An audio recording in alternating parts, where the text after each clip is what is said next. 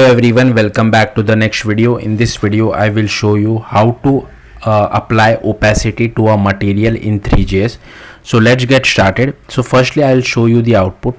So I'll quickly refresh, and here you can see I have these three objects, three mesh. If I try to look it from here, you can see from this sphere I can see my torus. Now I'm not able to see the plane because I have applied that particular rotation thing. Let's see, if I here you can see from, if I try to look from torus, I'm able to see my sphere as well as my plane. So that's what opacity is. Let's see how to do this. So I have created one simple project using Vite. Just run this command, like I am using simple vanilla HTML, CSS and TypeScript. Then if you see my indexed, so firstly inside package.json I have installed the ThreeJS dependency. So as you can see over here, and inside dev dependency I have added @type/3. so inside my dev dependency I have added this. Then inside index.html, as you can see over here, I have added one canvas element. So I have set the id equal to canvas, and I have applied some style of position fixed. Top is 0, left is 0, outline is none. Then inside main.ts, these are all the imports which I have. So you can just copy paste this imports if you want to. And here I have created one orbit controls as well. Then I have created this HTML canvas element, so we are getting hold of the canvas. Then I have created one new scene.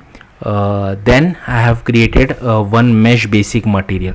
So here as you can see I have applied this opacity. Now the important part is other than applying, apart from applying the opacity, you also have to make the transparent as true. Otherwise this opacity won't work. So suppose if I remove this, if I go back here, you can see I'm not really able to see the opacity itself is not really applied.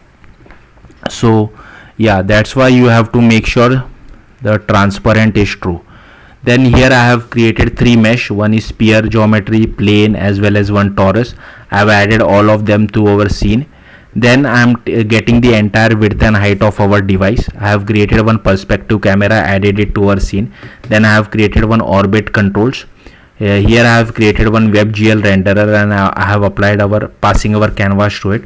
Then I have set the size to it, and on click of whenever we try to resize, I'm just updating our camera as well as our renderer. And on double click we just exit or request full screen. And here I have created one clock, and inside tick we just get elapsed time. So here we are just applying the rotation for sphere, plane as well as torus. And this request animation frame runs for every frame per second. That's why we are passing this tick function over here.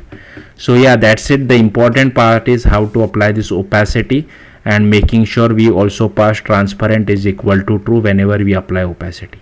Yeah, that's it. Thank you for watching. Bye.